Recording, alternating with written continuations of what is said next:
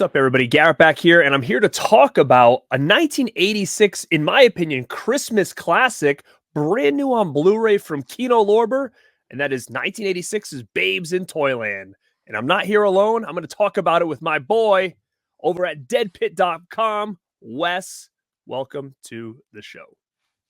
What is going on? Yeah, I'm excited to discuss this movie on this very special review. It's one that I had not seen in many, many years, and it's kind of right up my alley. So, the one thing that I thought when I was watching this, and this goes in line with a lot of other kids' movies from this time period. The 80s were big on this sort of thing. It's almost like scary kids movies. I mean, this one's not too bad, but along the lines of like Labyrinth and Legend and Dark Crystal and stuff like that, where it's got some kind of spooky stuff in it, and they don't attempt anything like that anymore. I don't know. Times have changed, but yeah, Babes in Toyland is definitely one of those movies. But this was one that was direct. I mean, it debuted on TV. I mean, it's funny because I literally remember when it debuted on TV. Like, that's how crazy it was, because I don't know if I watched it live, but my mom taped it off TV, and my brother and I watched it quite a bit for years. And to be honest, this was the only Babes in Toyland I knew existed until I kind of was searching for it one day. I don't know where, or maybe it was TV Guide or something TV like Guide that. Like channel. Yeah, like I saw that it was on, so I clicked it, and it was like a different Babes in Toyland. I'm like, what is this? And this was the only one I knew for a while. And then come to find out, this was like some kind of made-for-TV remake, 80s remake. And then I just kind of lost track of it for years and years and years. And luckily, I did have a VHS tape of it. But until now, I mean, I really haven't seen this thing in a long time. And it's cool to see that it's getting a little bit of love, because I feel like not many people know about this one. Yeah, one of the stars of the movie, Jill Schoelen, who I would love to get on the show at some point and talk to her, because she's done a variety of different movies over the years. But she is the one that actually posted that this is the very first official release of this since the VHS tape. So that's a long, long time ago, 35 years ago or whatever it is. So very huge get for Kino Lorber. They always do this with, every year there's a batch of releases, stuff that's never been out on disc before or anything.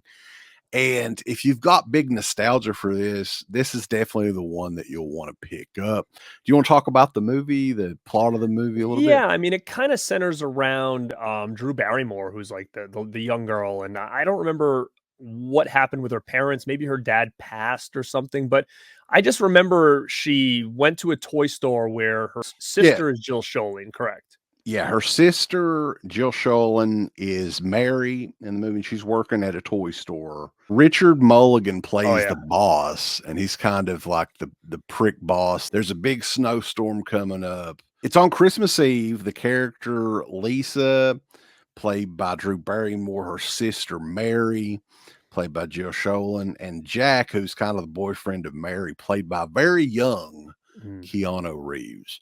And they're traveling back home in the snowstorm. You kind of get the idea that there is like some sort of wreck with the car. Lisa's immediately thrown into the Toyland, which is very much similar to Wizard of Oz. I think that's what they're going for there, where all the characters in the movie up to this point also in Toyland, but they're kind of like fantasy based, right? Yeah. So like very much like Wizard of Oz, like you see all these main characters from her real life are now in Toyland playing different characters, and they don't know who she is, and she doesn't really know who they are, except it's just played by the same actors and stuff like that. So like you said, it kind of sets up easy. Toy store, that's where they work. There's a snowstorm coming, they're trying to rush home, and there's an accident, and then we end up here. And I just love going back and seeing toy stores in 80s movies, because I always end up looking on the shelves and seeing if I like notice different things from my childhood and stuff. And it just brings me back to like when toy stores were actually a thing. Like now you have toy aisles, toy sections, but there's not many toy stores dedicated like there was back when we were kids, like Toys R Us. I had one here, Child World. I know you had a different one where you were. That was like your main Children's Palace, I think. I think Children's Palace was more in the South, and it was the same company, I believe. as Child World, yeah, because it Yeah, had a castle aesthetic, right? right. And then KB Toys was a big Mhm. one Were you throughout pretty much the late 90s, I think they were around. And then Toys R Us, I guess, was the last big chain to go.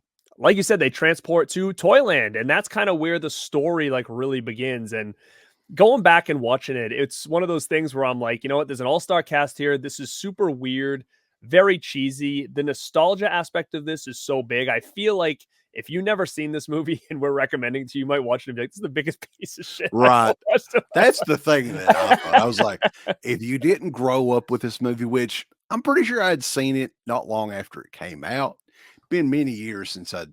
Another one that's like this is the Alice in Wonderland I movie love from that. like Yeah. the same time period. That was a TV movie too. Yeah. 85, I think. Yeah.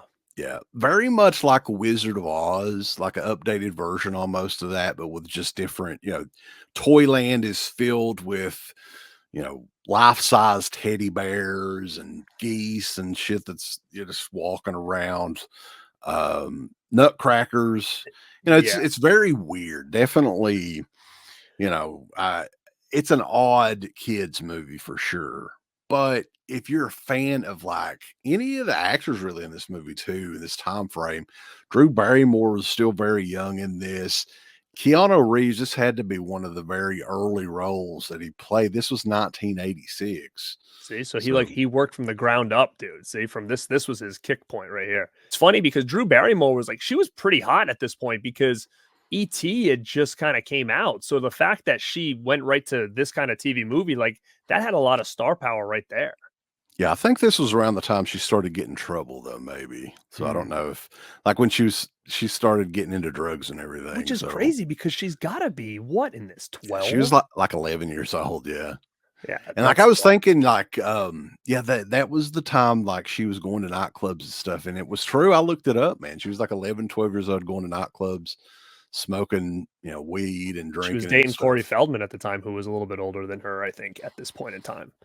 They were Yeah. both little kids and they were going on dates together and going to clubs together and stuff like that. So, yeah, it was definitely an interesting point in her career to do this. But like you said before, and which I think is a huge thing to touch upon, is these kids' movies back in the day were very creepy. Alice in Wonderland, so creepy. That freaked me out as a kid. This freaked me out as a kid too. There's some stuff in here that just is very, creepy to little kids watching this. I mean, I was probably seeing this for the first time at I don't know, I could have been 4, and a 4-year-old watching this thing for the first time, it is a little bit frightening. Like Barnaby is the main villain and he lives in like a bowling ball and he's got these 2 little like henchmen guys with One him of and them then looks like Nosferatu yeah, too. You notice that? it's like a And like Nosferatu and the other one's like a Michael Berryman looking guy or later on whatever. in the movie too, he's got like this horde of trees that do his bidding for him or whatever. Yeah, that will like And underground, like these like weird chuds or whatever that will like underground he let loose around Toyland and stuff. It was. And the other thing that used to freak me out was there was this bird that had like that one eyeball that he would talk to. It had like yeah. this big one eyeball. So yeah, a lot of creepy shit in here. But what is cool in here too is you get the toy maker, Yeah. man. The I mean, it was almost like they were like, "Okay, we've got Pat Morita," and they really enjoyed the old man in Gremlins, right? So they dressed him exactly like the old man in the beginning of Gremlins. sure. Pat Morita's kind of thrown in there. He's the toy maker in the movie. A crazy cast in this.